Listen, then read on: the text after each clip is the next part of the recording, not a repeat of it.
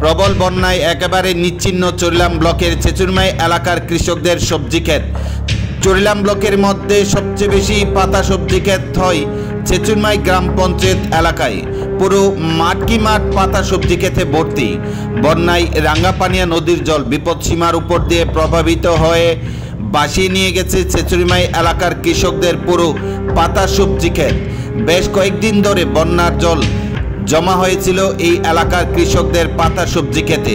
জল সরতেই দেখা গেল চাষিদের সমস্ত পাতা সবজি ক্ষেত ধ্বংস হয়ে গেছে। সমস্ত পাতা সবজি গাছ পচে গিয়েছে। চাষিদের প্রচণ্ড পরিশ্রমের ফসল মাথা উঁচু করে দাঁড়িয়েছিল ছেচুরমাই এলাকায়, কিন্তু বন্যায় সমস্ত পাতা সবজি ক্ষেত কাদার নিচে চলে যায়।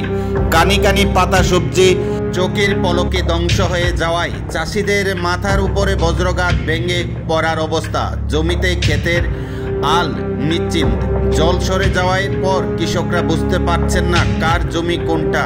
এমন অবস্থা হয়েছে পাতা সবজি ক্ষেতের।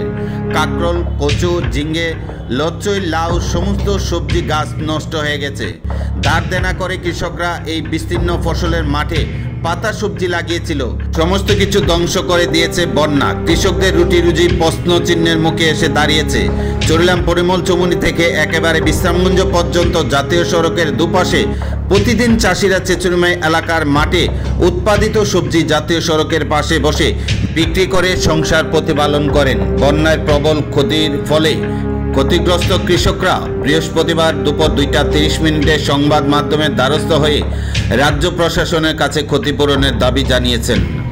ভাই, তোমার কৃষি ফসলে সকালে ক্ষেত থেকে বাইরে আয়া ঘুরা টুরা বাইর গেলাম। বাইতে দাদা আপনি দেখে আমি এখানে আইলাম। আয়া সে দেন ওই রাঙ্গাপানিয়া নদীর জল উঠতে আমরা কারকল, লাউ, গচ্চই মানে দুনিয়ার গেছে গা, মানে গেছে বহুত নষ্ট হয়ে গেছে আমরা। এখন জলটা কম, মানে এই পরিস্থিতি ওখানে গাছের অবস্থা যেমন হয়ে গেছে গা, প্রচুর টাকা গেছে খরচ। এই টাকা আমরা কেমনি শুধরামো, মানে আমাদের ক্ষমতা নাই আর কিভাবে করবো এটা ব্যবস্থা। কতখানি জায়গা আপনার? জায়গা আছে প্রায় 5.5 6 সবজি মারা গেছে। কত টাকা বেচতেন ভালো আনুমানিক বাজারে? কখন তো সবজি কইলে 80 টাকা 100 টাকা, মানে এটা হিসাব ছাড়া মানে এর কোনো ইয়া নাই। কত টাকা ক্ষতি হয়েছে আনুমানিক? কম করে তো ক্ষতি হয়েছে না, করে 4 লাখ টাকার উপরে ক্ষতি হয়েছে। আপনার নাম কি? আমার নাম সুশান্ত নন্দী।